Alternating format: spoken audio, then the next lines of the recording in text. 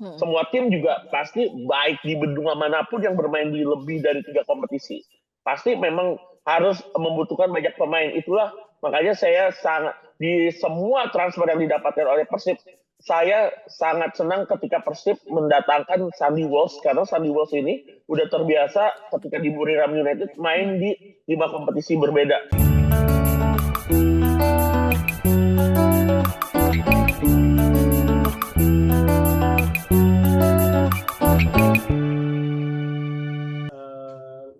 Lini-lini pemain-pemain asing ya.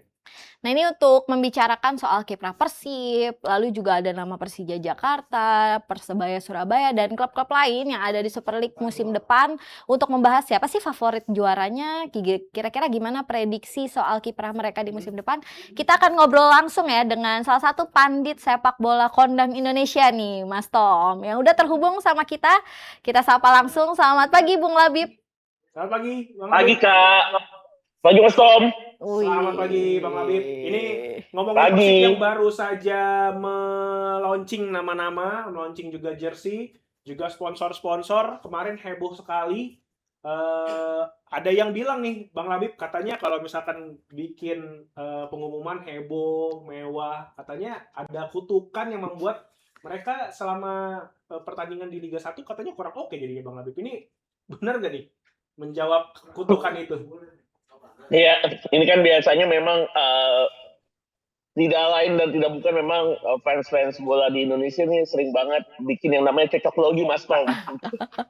Itu cuma mitos belaka aja sih menurut saya. Tapi yang bicara, tapi kalau kita mau bahas launching yang sudah dilakukan Persib per hari Selasa tanggal 25 Agustus kemarin, menurut saya mereka cukup oke mempersiapkan tim, terutama juga aparel mereka. Kelme juga sudah menyiapkan jersey teranyar yang akan dipakai oleh Persib Bandung. Persib Bandung mengarungi 4 kompetisi yang akan mereka lewati pada musim 2026-2027. Tapi kita belum lihat nih, biasanya ada sedikit perubahan jersey yang akan berlaga jika mereka bermain nanti di ACL tuh. Biasanya ada sedikit adjusting atau penyesuaian.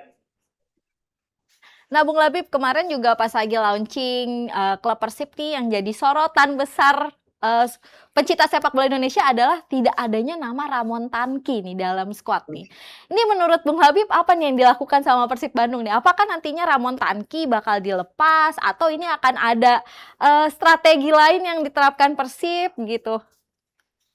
Iya, per kedatangan dari Daniel Loncar juga membuat pemain asing Persib kan sejauh ini lebih dari 11 ya, yang dimana peraturan dari I-League setiap klub hanya bisa mendaftarkan 11 pemain asing walaupun di kejuaraan antar klub Asia baik ACC ataupun nanti ACL tuh yang dimana Persib akan bermain itu bebas menggunakan sebanyak-banyaknya pemain asing.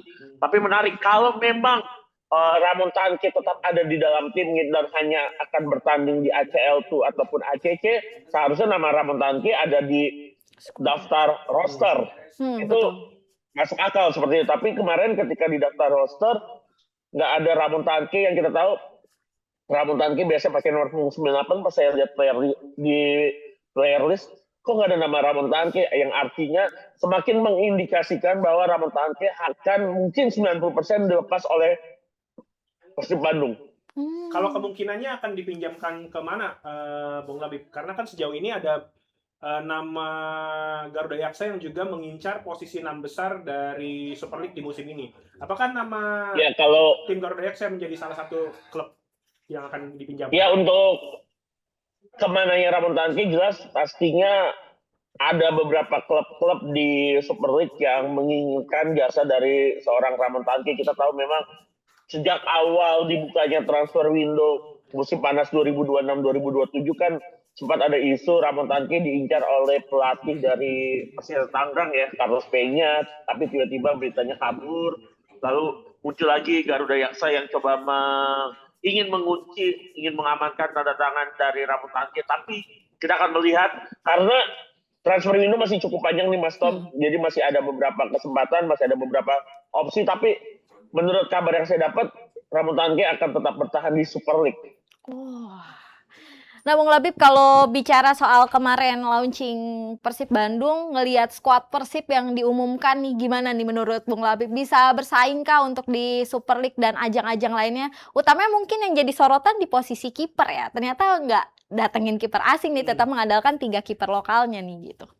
Ya, ini menarik ya. Kalau saya bicara secara general skuad dari Persib Bandung memang harus diakui dia masih menjadi title contender untuk musim 2026-2027 dengan kehadiran yang artinya Persib tuh mendatangkan sekitar 6 pemain asing ya.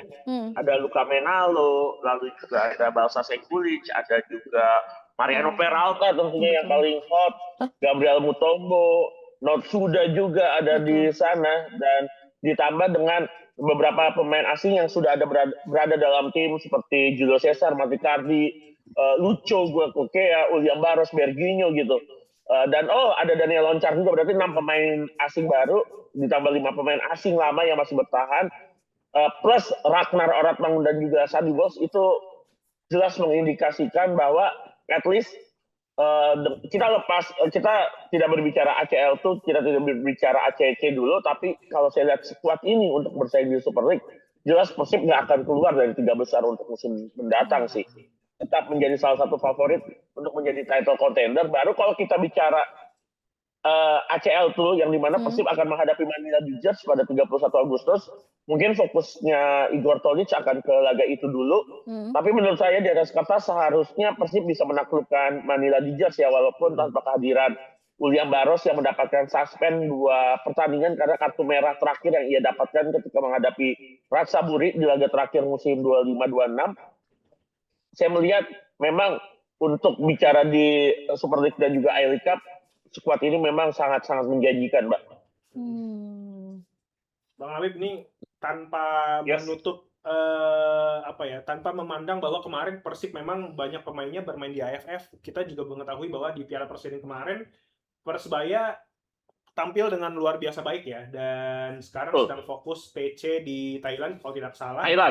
Apakah dengan keberhasilan Persebaya kemarin di Piala Presiden dan juga TC yang cukup intensif yang dilakukan oleh tim Persebaya ini mampu menggetarkan Persib dan juga tim-tim lain seperti Persija, Arema, dan mungkin yang juga baru saja bergabung dengan Liga 1 Garuda Yaksa? Ya, coba Mas Tom, mohon maaf, Garuda Yaksa nanti dulu deh kalau sudah Ini kenapa ini? Pelatih baru ya kan, kemarin mau mengambil Pratama Arhan, terus Ramon Tangki juga disebut-sebut katanya mau ditarik. Ini why Garuda Yaksa tidak boleh diomongin, why?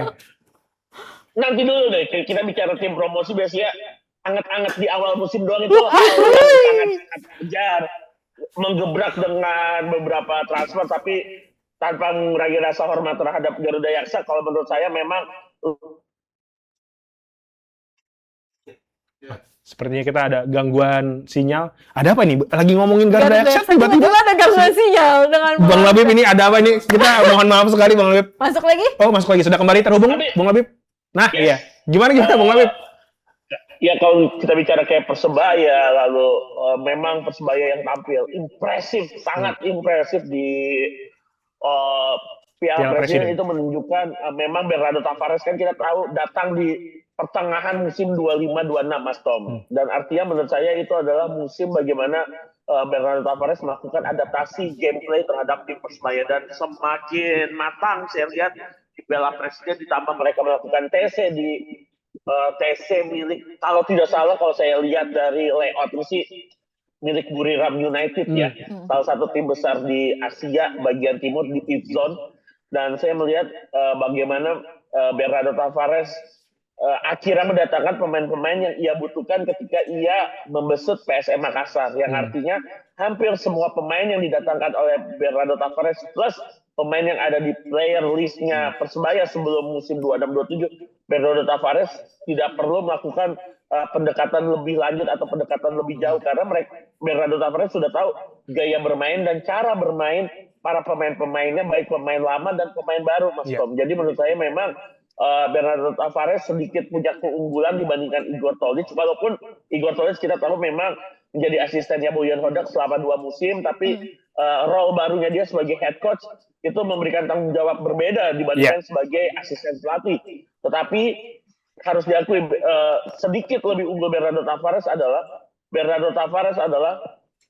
kalau saya lihat adalah satu-satunya pelatih yang pernah membawa suatu tim juara di Super League yang ada di Liga musim 2026-2027. Tidak ada pelatih di Liga Liga Super atau Super League 2026-2027 yang pernah juara selain Bernardo Tavares ketika menangani PSM Makassar, yang artinya dia punya pengalaman, dia tahu caranya menjadi juara gitu. Ini kita bicara head coach ya, bukan pernah menjadi asisten coach atau asisten pelatih atau asisten goalkeeper gitu atau pelatih fisik, tapi kita bicara head coach. Tapi itulah sedikit keunggulan yang dimiliki oleh seorang Bernardo Tavares dibandingkan pelatih yang lain, ditambah dengan skuad yang dia datangkan, pemain-pemain baru, dia udah tahu tuh, apalagi pemain-pemain dari ex-PSM Makassar seperti Juran Fernandes, lalu juga ada Gretchen Paixo, ada Ricky Pratama juga, Ramadan Sananta yang pernah dipoles sama dia ketika juara di musim 2023 yang akhirnya datang juga ke tim Persebaya musim ini. Itu menunjukkan bahwa Persebaya juga bisa diunggulkan sebagai salah satu title contender pada musim 26-27. Bung Labib, kalau bicara soal perebutan gelar nih, tadi ada Persib, Persebaya. Nggak cukup nih kalau nggak ngomongin Persija Jakarta juga yang udah datangin Sinteyong, jalanin TC ke Thailand, dan bahkan kemarin mereka menutup TC dengan manis karena mengalahkan Chiang Rai United katanya ya, dengan skor 2-1 kalau nggak salah. Nih Bung Labib melihat Persija gimana untuk persaingan gelar di musim depan? Ya, gimana pun banyak yang, pasti ada yang underestimate dengan seorang Sintayong, dengan dia sebelumnya melatih Ulsan Hyundai di Kalik 1 tapi tidak berbuah manis. Tapi harus diingat ketika dia melatih Seongnam Ilwan cuma beberapa tahun yang lalu, beberapa dekade yang lalu, dia sempat membawa Seongnam juara Liga Champions Asia yang saat ini dengan nama ACL Elite. Itu artinya dia udah punya pengalaman menjadi seorang juara. Dan kita tahu, harus diingat walaupun Sintayong memang lebih banyak setelah dia meletakkan jabatannya sebagai pelatih Seongnam dan dia mengambil jabatan pelatih di timnas Korea kelompok umur U20, U23 hingga senior, dan akhirnya di timnas Indonesia. Ini menarik, di timnas Indonesia ini selama 5 tahun, yang artinya apa? Sintayong kurang lebih udah punya pengalaman untuk menangani dan mengetahui iklim atmosfer sepak bola Indonesia, Kak. Jadi itulah yang menjadi nilai plus seorang Sintayong untuk menjadi modal dia mengarungi musim 26-27 bersama Persija Jakarta, mengetahui iklim dan atmosfer, dan itu mahal banget menurut saya. Bernardo Tavares pernah juara, makanya saya bilang dia punya satu keunggulan. Igor Todic juga lumayan karena pernah menjadi asistennya Boyan Hodak, walaupun saya bilang ada tanggung jawab yang berbeda antara role head coach dengan asisten pelatih. Tapi balik lagi, kalau Sintayong sudah tahu cara, dia hampir pernah meracik semua pemain lokalnya Persija Jakarta. Hampir semuanya sudah pernah ia tangani, walaupun Persija mendatangkan pemain baru seperti Nadeo, lalu juga ada Pratama Arhan di sana, ada Victor Detan juga, dan ditambah pemain-pemain lokal lainnya yang didatangkan oleh Sintayong. Sintayong udah pernah melatih pemain-pemain tersebut di tim nasional, baik tim nasional senior dan juga kelompok umur gitu. Ditambah pemain asing yang didatangkan memang sesuai dengan kriteria yang diinginkan oleh Sintayong untuk membangun tim, dan hasilnya kemarin memang ketika Piala Presiden, Sintayong ini saya lumayan respect karena memberikan kesempatan yang sangat-sangat banyak untuk pemain-pemain muda dari Persija Jakarta. Bahkan banyak mungkin fans Persija yang menanyakan, itu siapa yang main namanya? Itu siapa? Karena banyak pemain Elite Pro Academy kan yang akhirnya dipromosikan. Karena memang menurut saya preseason itu kesempatan bagi pelatih untuk pertama menyempurnakan gameplaynya dia untuk menjelang musim baru. Yang kedua adalah memberikan kesempatan sebanyak-banyaknya untuk semua pemain, baik pemain inti, pemain backup, bahkan hingga pemain muda. Dan ketika Piala Presiden berakhir dan Persija peringkat 3, Sintayong cuma ngomong, ini Persija yang saya lihat cuma 30-40% kekuatan yang bisa diberikan, karena saya belum puas dengan Persija saat ini. Dan ketika kemarin melakukan TC di Thailand di 2 kota, Hua Hin dan juga Bangkok, dan setelah kemarin menang lawan Polistero 2-1 dan Chiang Rai 2-1, Sintayong bilang ini kekuatan udah 75-80%, yang artinya kan ada progres, ada sesuatu yang meningkat, walaupun memang satu hal yang sangat saya underline adalah hampir semua preseason Persija kebobolan. Dari lawan Persebaya sampai lawan Chiang Rai. Tapi kalau kita bicara lini depan yang menjadi salah satu faktor yang memang menjadi underline untuk semuanya, menjadi sorotan untuk semuanya, Sintayong sudah memperbaikinya. Jadi ya menurut saya memang masih ada perbaikan dan masih ada satu laga pre-season melawan Brisbane Roar sekaligus launching jersey terbaru Persija Jakarta tanggal 29 Agustus nanti. Jadi mungkin menurut saya Persija udah lumayan siap untuk menghadapi Super League mendatang. Kalau ngomongin tadi udah sempat disinggung sama Bung Labib bahwa Coach Sintayong ini sudah berhasil melakukan modifikasi bagi lini depan atau lini serang dari Persija. Sekarang kita ngomongin Persija, Persebaya, dan juga Persib. Yang dimana Persib juga baru saja mendatangkan pemain-pemain yang menjadi MVP di musim lalu. Ada Peralta yang datangkan dari Borneo. Sementara ada juga Persebaya yang juga semakin tajam ketika ada Sananta. Iya, memanggil pemain-pemain yang pernah dimainkan dulu ya waktu di klub-klub sebelumnya. Ini membandingkan dari ketiga lini serang ketiga klub ini, Bung Labib, mana yang kira-kira menjadi klub yang paling berbahaya dan kemungkinan bisa membobol banyak sekali gol kepada pihak lawan. Iya, kalau kita lihat dari semua player list yang saya lihat, memang jelas Persib lebih diunggulkan ya dibandingkan Persija dan juga Persebaya. Tapi ada challenge besar bagi Coach Igor Tolic, bagaimana dia harus memberikan porsi bermain bagi pemain-pemain berkualitasnya itu. Kalau kita lihat winger forward atau posisi frontline lah dari Persib Bandung, siapa sih yang gak gemetar kalau mendengar ada nama Berguinho, William Barros, lalu Peralta, Luka Menalo, Etam, Sadil Ramdhani, ada pemain loh. Raksar Orat Mangun, 7 yang bisa main di sayap, bahkan di posisi center forward gitu.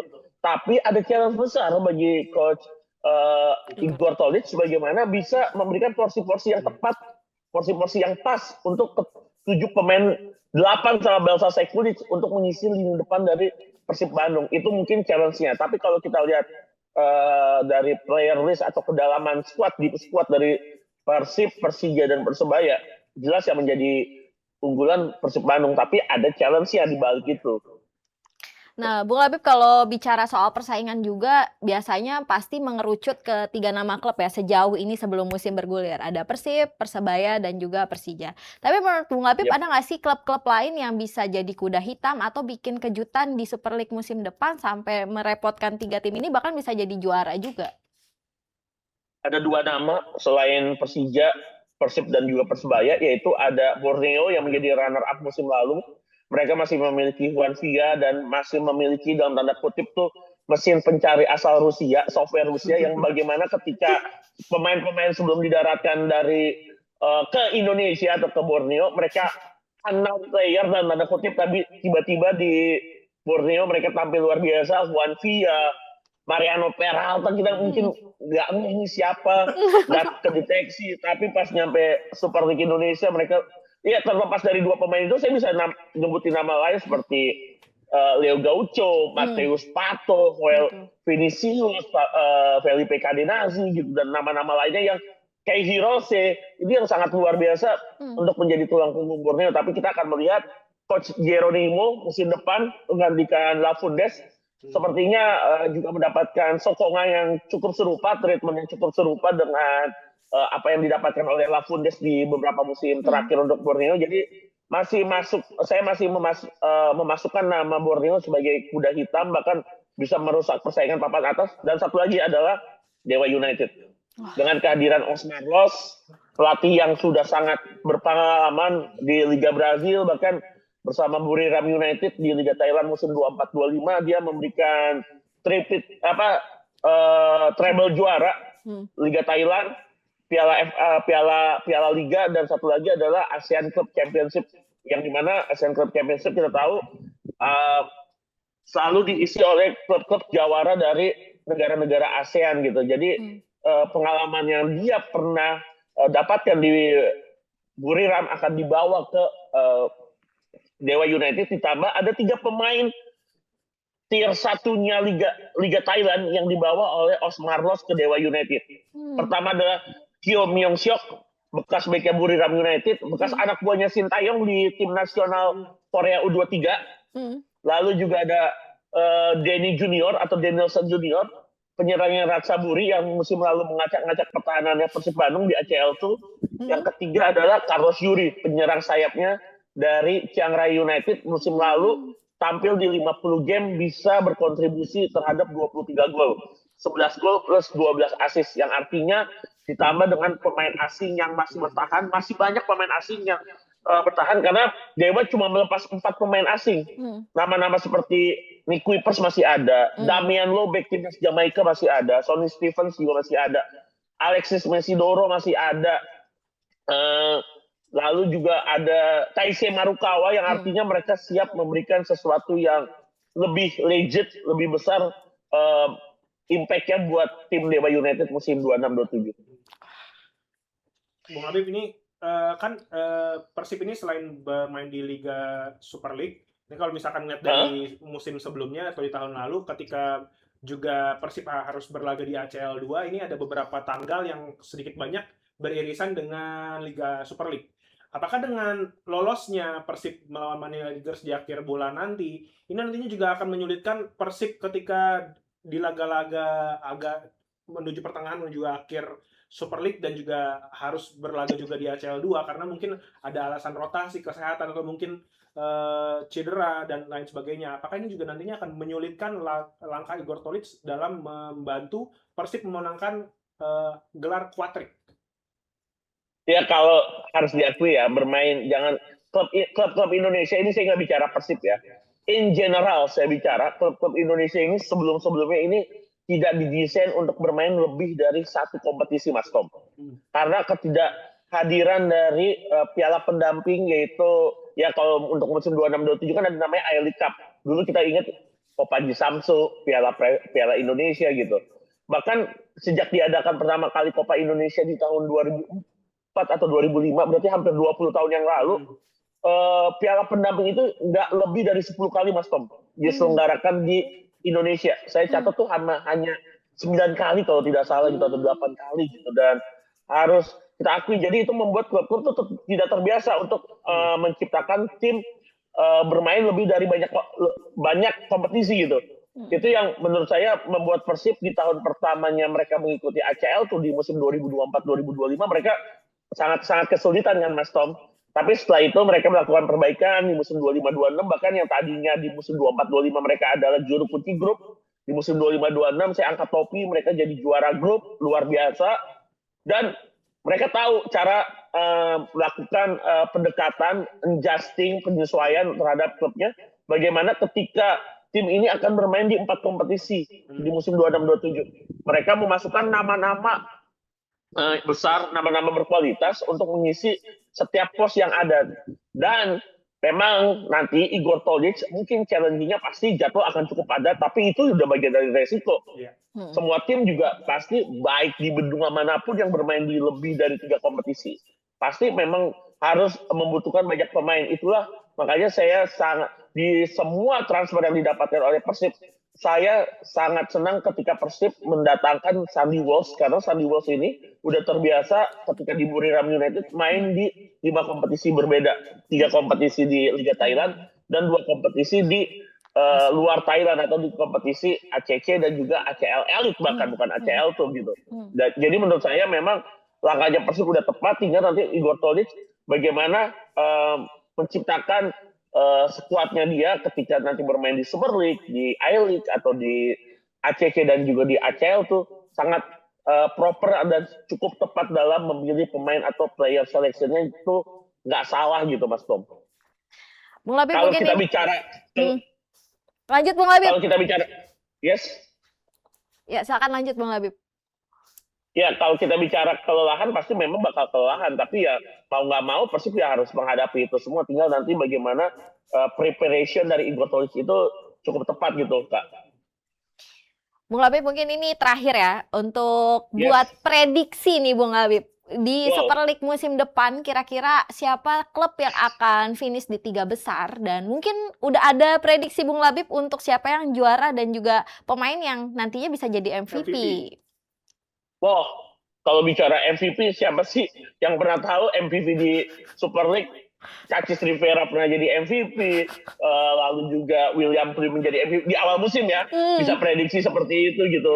Tyrone Delpino bisa jadi MVP sejak awal musim. Kalau bicara MVP mungkin terlalu jauh, juara juga. Ini Super League 26-27 akan menjadi Super League terketat mungkin yang pernah saya tonton, melihat persiapan-persiapan dari timnya. Tapi kalau saya bicara 5 besar, saya tapi nggak menaruh ini peringkat 1 sampai 5, tapi di 5 besar saya akan menaruh Persija, Persib, Persebaya, Dewa United, Borneo. Tapi saya nggak menaruh itu 1 sampai 5 ya. Tapi itu ada di 5 besar, kelima tim itu. Yang keenam? Yang keenam belum tahu. mungkin ke-6 Bayangkara FC ya. Padahal udah ada yang itu ya, udah berniat untuk masuk ke 6 besar. Tahu Siapa nggak tuh? sih? Siapa tuh? Garuda Yaksa. Yang Iya. tadi langsung hilang langsung sinyalnya hilang ya? tadi. Tapi ini mungkin apa ya, Bung Labib, ini kalau ngomongin kans untuk Garuda Yaksa di Super League musim ini, Bung Labib, ini kansnya seperti apa? Ini kan tadi yang seperti Bung Labib bilang, memang baru saja naik promosi masuk ke Liga 1. Dan juga mereka juga baru saja melakukan beberapa langkah-langkah ya, mengambil pemain-pemain baru, pelatih juga baru yang tadinya pelatih lokal menjadi pelatih dari Serbia. Ini kalau ngelihat kansnya seperti apa, Bung Labib, ngelihat Garuda Yaksa di Super League musim ini?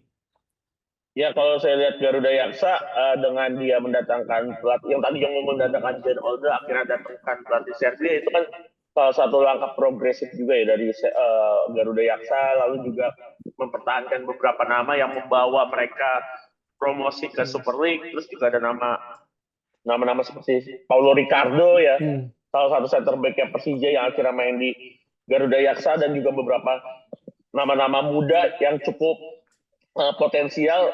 Kalau saya lihat sih mungkin untuk Garuda Yaksa, mereka adaptasi dulu dengan Super League, syukur-syukur bisa masuk 10 besar dulu sih.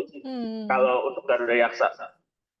Karena saya tahu seketat apa Super League, tapi memang Garuda Yaksa punya satu keinginan untuk bisa berada di 6 sampai 7 besar posisi di Super League. Ya menurut saya mereka harus membuktikan, dan itu cukup sulit, tapi mungkin apapun bisa terjadi sih di sepak bola Indonesia untuk mereka mengejutkan publik dengan prestasi mereka. Yes, berarti kejutannya berturut-turut ya. Di musim lalu kejutannya bisa naik promosi. Mudah-mudahan tahun ini kejutannya bisa masuk ke 10 besar dulu deh kalau kata Bung Labib. Betul. Baik, Bung Labib, terima kasih atas obrolannya pagi hari ini. Semoga apa yang Bung Labib bilang, bahwa musim ini akan menjadi musim yang sangat menarik menyaksikan Super League.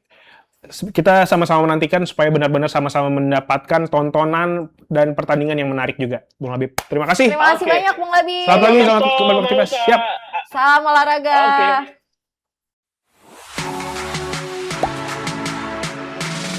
Gak sempet baca?